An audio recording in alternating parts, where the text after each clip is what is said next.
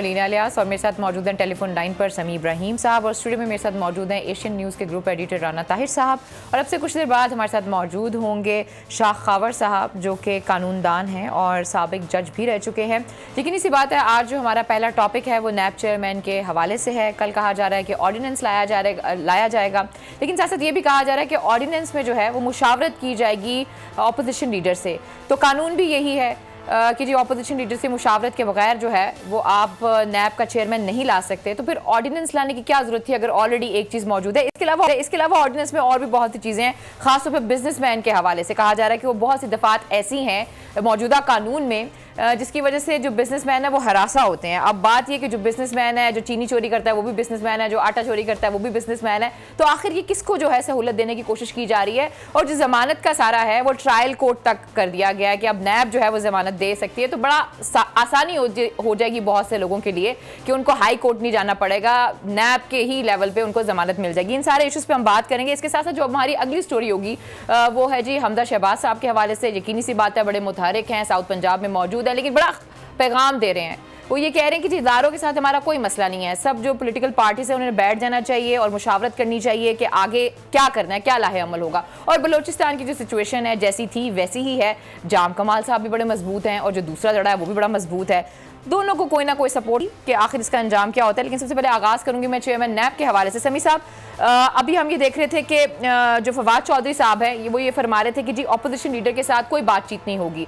लेकिन फिर मैंने ये देखा कि फ़ारूक नसीम साहब कह रहे थे नहीं जी अपोजिशन लीडर के साथ बिल्कुल जो मुशावरत है वो शामिल हमने की है, शेख शामिल की है। और जो बाबर अमान साहब थे वो एक शो में मौजूद थे, वो कह रहे थे कि ख्वाजा आसिफ साहब अपोजिशन लीडर बन जाएँ तो क्या ही बात हो, तो बड़ी आसानी हो जाएगी हमारे लिए।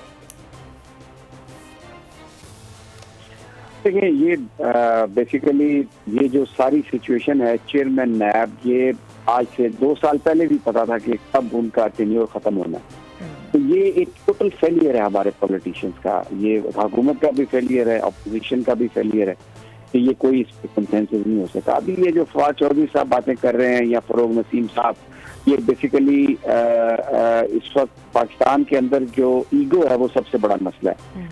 अब एज ए पाकिस्तानी किसी ने नहीं सोचा, हर आदमी अपने आप को बड़ा नेक ईमानदार, दामन किसी का भी साफ नहीं है। अगर खुद ने की किसी ने करप्शन तो उसके इर्द गिर्द जो लोग हैं उन्होंने करप्शन की है और सियासी मसलों की वजह से आंखें बंद की हैं कायदीन ने।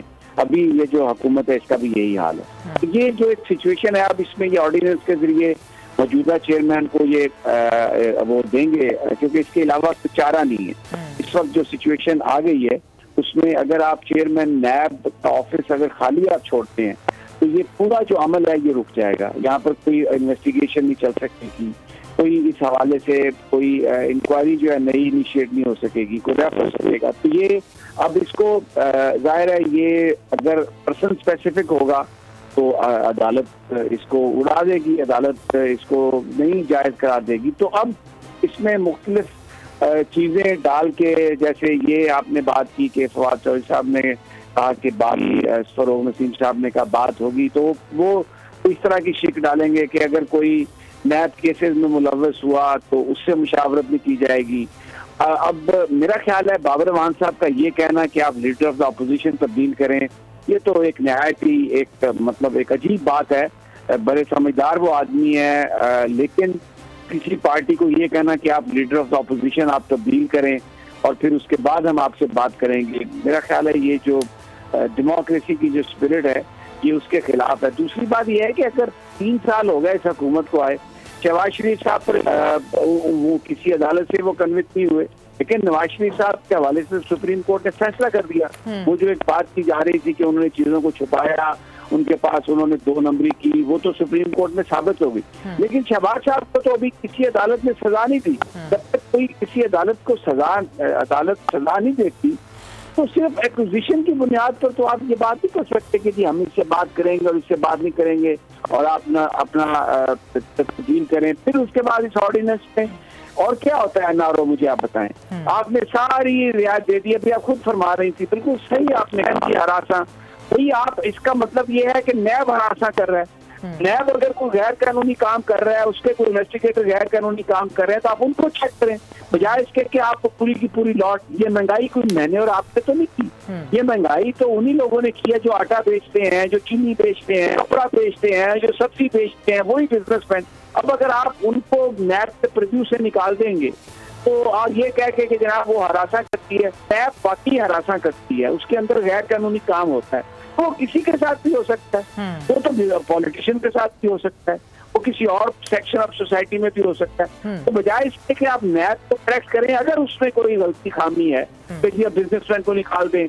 ये बेसिकली सब एक एनआरओज हैं, ये मुनाफिकतें हैं जिसकी वजह से आज पाकिस्तान के लोग सफर कर रहे हैं, जिसकी वजह से आज गुर्बत है, महंगाई है, बेरोजगारी है। क्योंकि ये सारे जो हुक्मरान हैं ये खुद या इनके साथी कोई ना कोई ऐसा रास्ता ढूंढ लेते हैं जिसमें जो बेईमानी और करप्शन जो लोग करने वाले हैं उनकी जान छूट जाए। तो I think we are going to see the reputation of all that. चलें, शाह खावर साहब हमारे साथ स्टूडियो में मौजूद हैं, समी साहब इनसे पूछ लेते हैं। शाह साहब, ये जो ऑर्डिनेंस लाया जा रहा है, ऑलरेडी एक्ट है जिसमें ये कहा गया है कि जो मुशावरत है वो आपने अपोजिशन लीडर से करनी है, लेकिन ऑर्डिनेंस में आप मुशावरत करने के लिए तैयार हैं। शायद इसका एक रीज़न ये हो सकता है कि इसमें 90 दिन का इनको टाइम भी है, 90 दिन के अंदर मुशावरत करेंगे, 3 महीने मिल जाएंगे और 3 महीने में चीज़ें होती रहेंगी। ज़रा रोशनी डालिएगा इस ऑर्डिनेंस में। जी बिल्कुल, मैं ये कहता हूँ कि जब ये मौजूदा चेयरमैन है उनकी जब मुद्दत ख़त्म हो रही थी, ये तो प्रोसेस उनको 4-5 महीने पहले शुरू कर देना चाहिए था।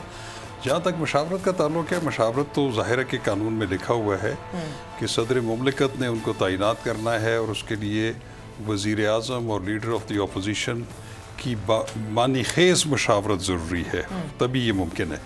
लेकिन एक चीज़ में अभी, चूँकि हमने तो अभी टेक्स्ट देखा नहीं है, अभी ख़बरें ही मिल रही हैं कि उसमें क्या लिखा हुआ है, उसमें शायद इसको भी उन्होंने थोड़ा सा कवर कर लिया है कि अगर लीडर ऑफ द अपोजिशन और प्राइम मिनिस्टर के दरमियान अगर मुशावरत कामयाब नहीं होती और वो किसी नतीजे पे नहीं पहुंच सकते, तो फिर उसके लिए एक पार्लिमानी कमेटी जो है वो इस ऑर्डिनेंस में शायद लेके आ रहे हैं। ऐसा ही है, सुनने में वो मैं समझता हूँ कि चले किसी हद तक वो बेहतर एक कदम है कि चले अगर उनके दरमियान अगर मुफाहमत नहीं होती तो फिर एक पार्लिमानी कमेटी जिसमें इक्वल नुमाइंदगी हो उनकी, तो फिर वो ज़्यादा एक ब्रॉडर मेरा ख्याल में एक उनके पास चॉइस होगी।